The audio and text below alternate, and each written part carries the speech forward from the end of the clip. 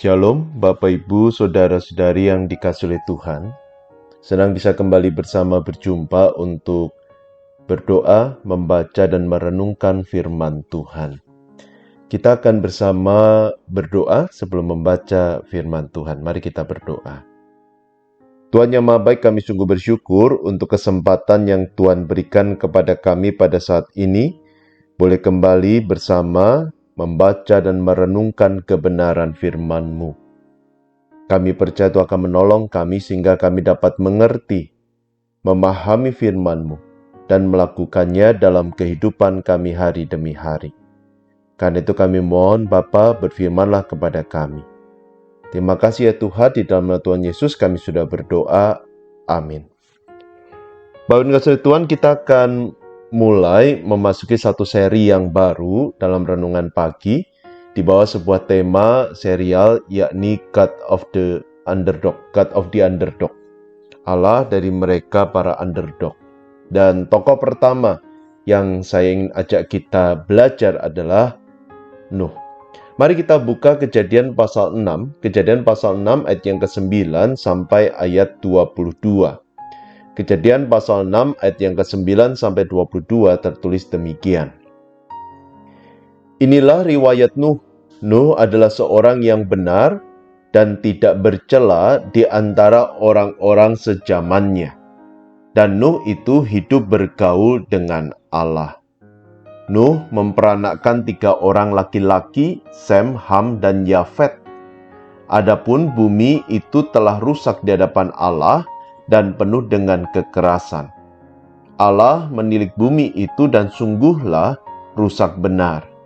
Sebab semua manusia menjalankan hidup yang rusak di bumi. Berfirmanlah Allah kepada Nuh, Aku telah memutuskan untuk mengakhiri hidup segala makhluk, sebab bumi telah penuh dengan kekerasan oleh mereka. Jadi aku akan memusnahkan mereka bersama-sama dengan bumi. Buatlah bagimu sebuah bahtera dari kayu gofir. Bahtera itu harus kau buat berpetak-petak dan harus kau tutup dengan pakal dari luar dan dari dalam. Beginilah engkau harus membuat bahtera itu. 300 hasta panjangnya, 50 hasta lebarnya, dan 30 hasta tingginya. Buatlah atap pada bahtera itu dan selesaikanlah bahtera itu sampai sehasta dari atas dan pasanglah pintunya pada lambungnya. Buatlah bahtera itu bertingkat bawah, tengah, dan atas. Sebab sesungguhnya aku akan mendatangkan air bah meliputi bumi untuk memusnahkan segala yang hidup dan bernyawa di kolong langit.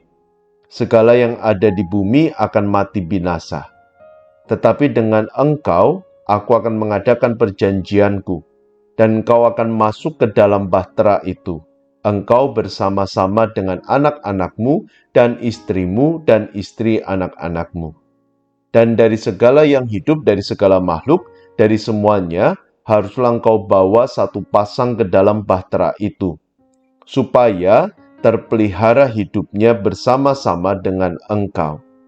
Jantan dan betina harus kau bawa. Dari segala jenis burung dan dari segala jenis hewan, dari segala jenis binatang melata di muka bumi, dari semuanya itu harus datang satu pasang kepadamu, supaya terpelihara hidupnya. Dan engkau bawalah bagimu segala apa yang dapat dimakan. Kumpulkanlah itu padamu untuk menjadi makanan bagimu dan bagi mereka. Lalu Nuh melakukan semuanya itu tepat seperti yang diperintahkan Allah kepadanya. Demikianlah dilakukannya. Sampai sembilan jawab bacaan kita pada saat ini. Bapak-Ibu saudara sekalian kasih oleh Tuhan, dalam dunia olahraga dikenal sebuah istilah yakni underdog.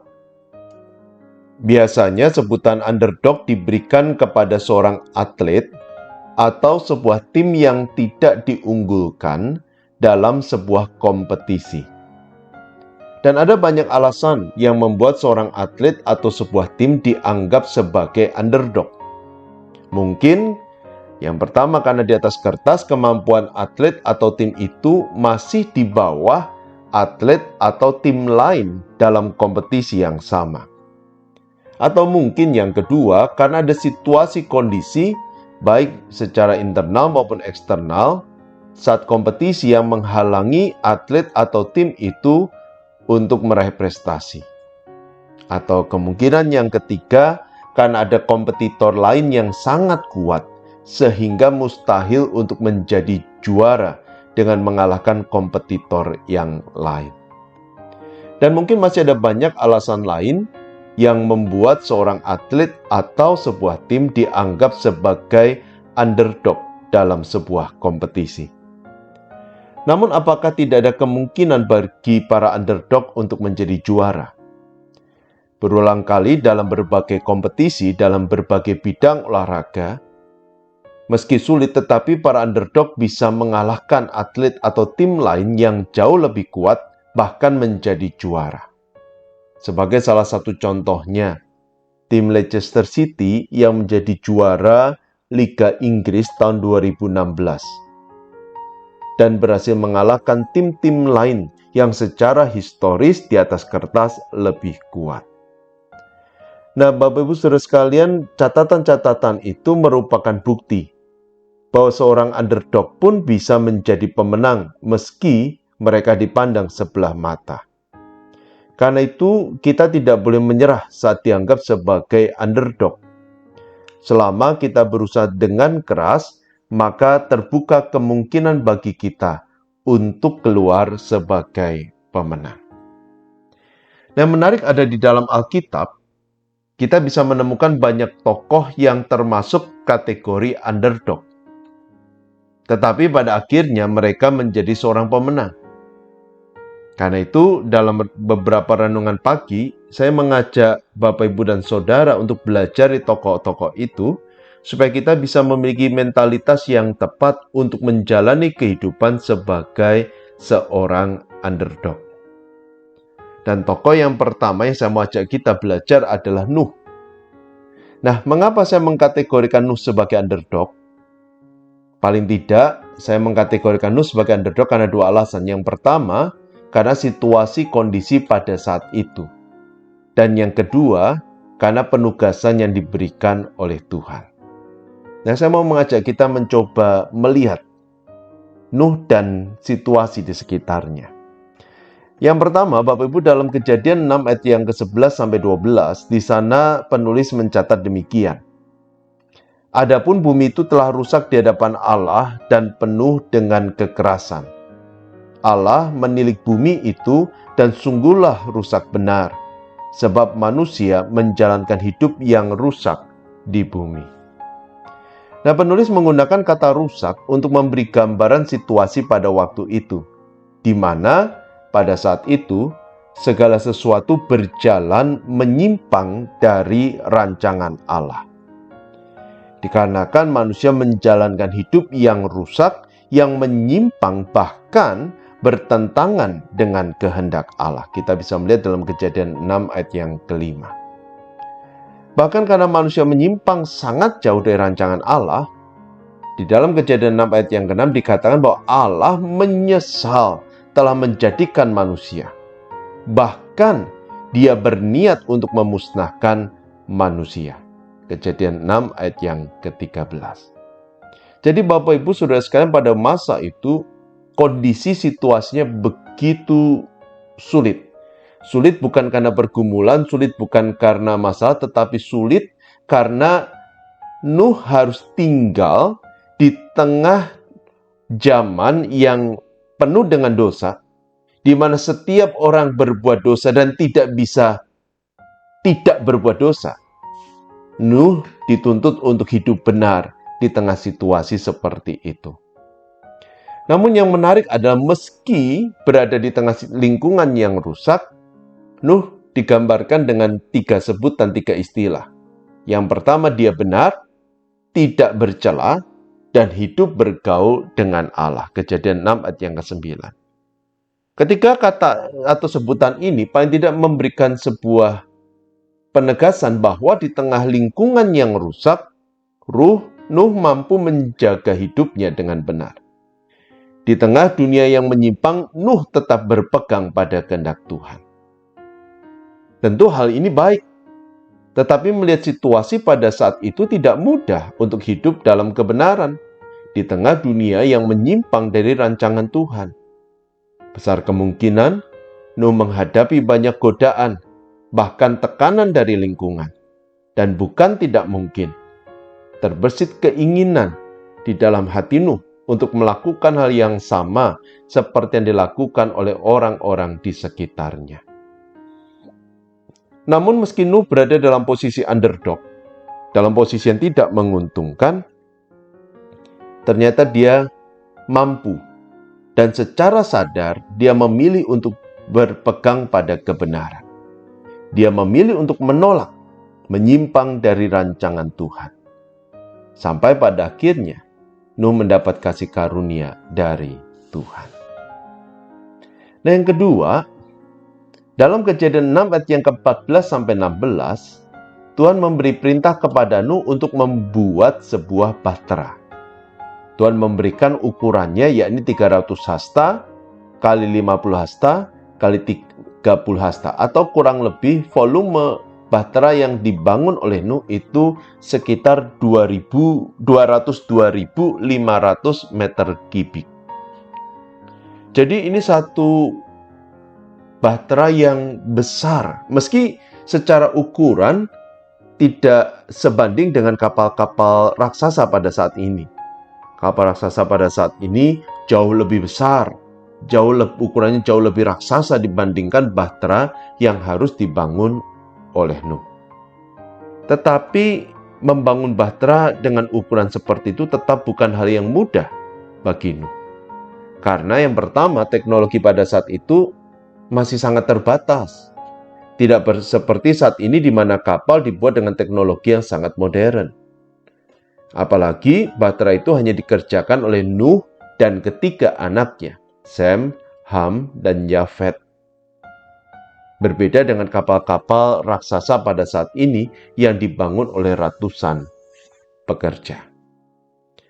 Jadi, tentu hal yang sulit bagi Nuh untuk membangun bahtera seperti yang Tuhan pinta. Ditambah besar kemungkinan pada saat itu, Nuh juga menghadapi kritik bahkan penghinaan dari orang-orang di sekitarnya. Karena Nuh membangun sebuah bahtera. Dan Nuh berkata bahwa dia membangun bahtera karena perintah Allah, dan pada saatnya nanti Tuhan akan menurunkan air bah. Dan tentu berita seperti ini tidak populer, dan tentu bahkan menjadi bahan tertawaan dari orang-orang pada saat itu. Dan penghinaan situasi seperti ini bukan hanya dihadapi oleh Nuh sehari dua hari, tetapi berminggu-minggu, berbulan-bulan, bahkan sampai bertahun-tahun. Nah, Bapak Ibu Saudara, kalau kita berada dalam posisi Nuh, besar kemungkinan kita memilih untuk berhenti dan kembali ke dalam rutinitas sehari-hari. Tetapi meski berada dalam posisi underdog yang tidak menyenangkan, Alkitab menyatakan dengan tegas pada ayat yang ke-22 bahwa Nuh taat kepada Tuhan. Dia membuat bahtera itu sampai selesai seperti yang dikehendaki oleh Tuhan. Nah, saudara sekalian, melihat hal ini tentu muncul sebuah pertanyaan, yakni mengapa Nuh bisa tetap bertahan di tengah godaan? Mengapa Nuh bisa tetap setia di tengah lingkungan yang toksik? Tentu ada banyak faktor yang membuat Nuh bisa tetap bertahan di tengah godaan atau tetap setia di tengah lingkungan yang toksik. Namun salah satu di antaranya adalah karena Tuhan hadir dalam kehidupan Nuh dan memberi kekuatan. Sehingga Nuh bisa bertahan bukan karena dia kuat, tetapi karena Tuhan yang hadir dan memberikan kekuatan dan pertolongan bagi dia. Dan Bapak Ibu, apa yang Tuhan lakukan bagi Nuh? Memberikan sebuah pernyataan yang tegas dan jelas bahwa dia peduli kepada umatnya yang sering dianggap underdog, yang dalam posisi yang sulit, yang tidak mendapatkan banyak dukungan, yang banyak kali karena imannya menghadapi begitu banyak tantangan. Tetapi sama seperti yang Tuhan lakukan kepada Nuh, Tuhan pun akan berada di sisi kita para underdog. Tuhan akan menguatkan kita, Tuhan akan menghibur kita, Tuhan akan mampukan kita untuk tetap setia, berpegang pada Tuhan di tengah zaman atau di tengah lingkungan yang toksik yang bisa membuat kita meninggalkan Tuhan. Jadi, kisah Nuh merupakan sebuah pernyataan tentang kasih Allah, kepedulian Allah kepada kita umatnya yang menjadi underdog di tengah dunia ini. Nah, yang kedua, yang kita bisa belajar juga dari Nuh adalah bukan sekedar bahwa Allah peduli kepada Nuh dan Allah juga peduli kepada kita, tetapi kita juga melihat bahwa ada bagian yang penting yang Nuh lakukan. Ada mentalitas yang penting yang ada pada diri Nuh yang membuat dia bisa bertahan, yaitu kesetiaan. Dan Nuh setia, kenapa? Jelas Bapak Ibu di dalam Kejadian pasal 6 ayat yang ke-9, di sana dikatakan bahwa Nuh setia karena dia hidup bergaul dengan Allah. Nuh setia karena dia berjalan bersama dengan Allah. Dia menghadapi semua godaan itu bersama dengan Tuhan. Dia mengerjakan penugasan itu dengan mengandalkan Tuhan. Dia selalu mencari Tuhan. Dia berdoa, dia bergantung pada Tuhan, bukan pada kekuatannya sendiri. Karena itu dia bisa mendapatkan kekuatan Allah dan dia dimampukan untuk tetap setia, untuk tetap taat kepada Tuhan di tengah situasi sesulit apapun. Nah, Bapak menjadi pertanyaan sekarang adalah bagaimana dengan kita? Kita adalah para underdog, kita berada dalam situasi yang mungkin tidak menguntungkan. Mungkin kita bahkan menghadapi ejekan, menghadapi godaan, menghadapi masalah karena iman kita. Yang menjadi pertanyaan adalah apakah kita bergaul dengan Allah? Apakah kita berjalan bersama dengan Allah? Apakah kita menggantungkan hidup kita kepada Tuhan? Kalau kita menaruh harap kepada Tuhan, maka Tuhan akan berada pada sisi kita sebagai para underdog.